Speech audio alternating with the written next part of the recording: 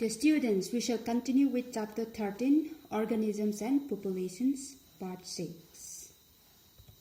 The topic is population growth. If you look at the size of the population or the number of individuals that make up the population for any species for a given period of time, then we notice that the size of the population keep changing from time to time. Sometimes the size of the population decrease or increase.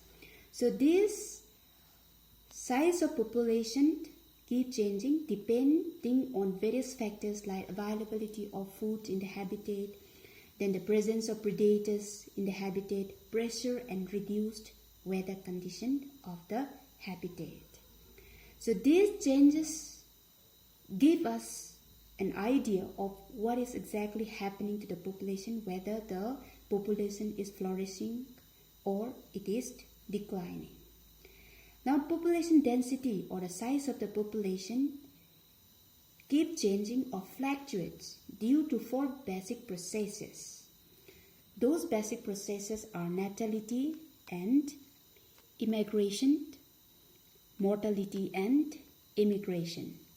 Out of these 4 basic processes, natality and immigration increase the population density, and mortality and immigration will decrease the population density. Now, what is natality? Natality refers to the number of births during a given period in the population. And this natality increased the population density. Mortality is the number of deaths in the population, and this mortality will decrease the population density. Immigration is the number of individuals of the same species that have come to the habitat, and immigration is the number of individuals or population who left the habitat. If n is the population density at time t, then its density at time t plus 1 is nt plus 1 equal to nt plus b plus I, that is natality, okay, plus immigration minus mortality plus immigration. From the equation we can see that population density increase. The population density increase if birth plus immigration is more than death plus immigration. Under normal condition,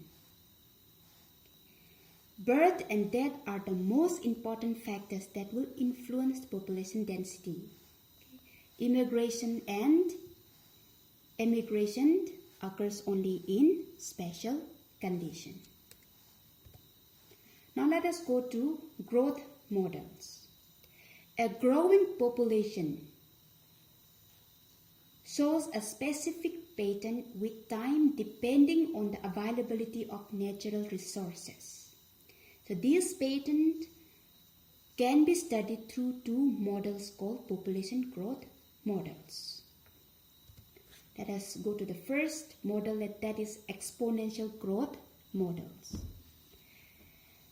These exponential growth models state that when the availability of resources, that is food and space, is unlimited in a habitat.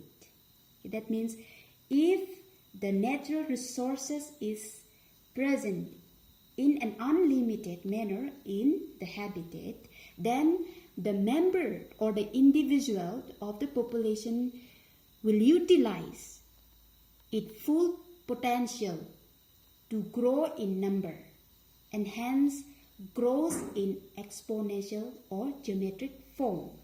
That means if the resources are available, in the habitat in an unlimited manner, then the individuals of the population will utilize their full potential and reproduced and increased the number in an unlimited manner, following the equation dn by dt equal to b minus d n t, or dn by dt equal to rn.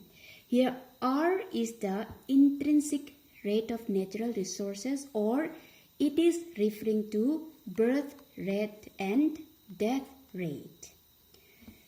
Capital N is the population density and T is the time.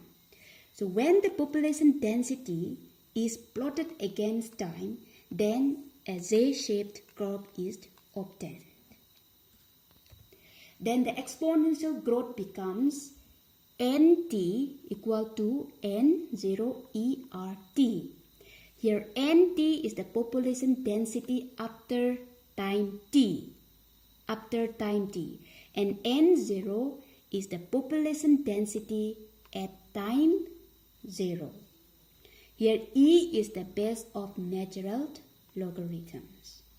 So you can see exponential growth curve in figure. This is the population size. We know that the resources are unlimited. Space are available.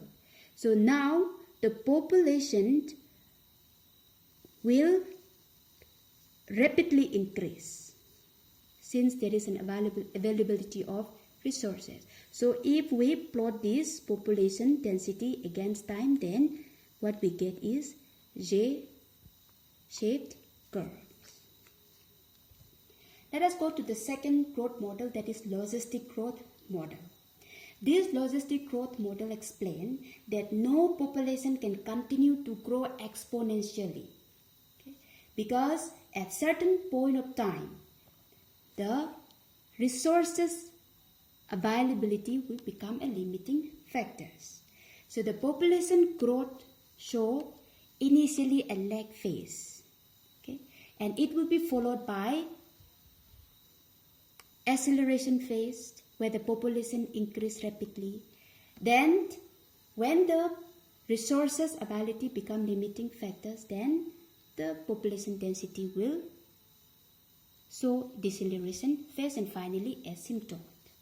So when the population density reaches carrying capacity, showing sigmoid curve when plotted against time. So you can see here, this is the population size, and this is the growth of population. Now at the beginning, the population growth show initial lag phase. Then it will rapidly increase utilizing the resources available. But after reaching a carrying capacity, the population growth will show deceleration phase. What is carrying capacity? Carrying capacity is the maximum number of individuals of a given species that an area resources can support or sustain. It is represented by the equation dn by dt, Rn k minus n divided by k. Here k is the carrying capacity, and capital N is the population density at time t, and R is the intrinsic rate of natural resources. So that's all for today. Thanks for watching.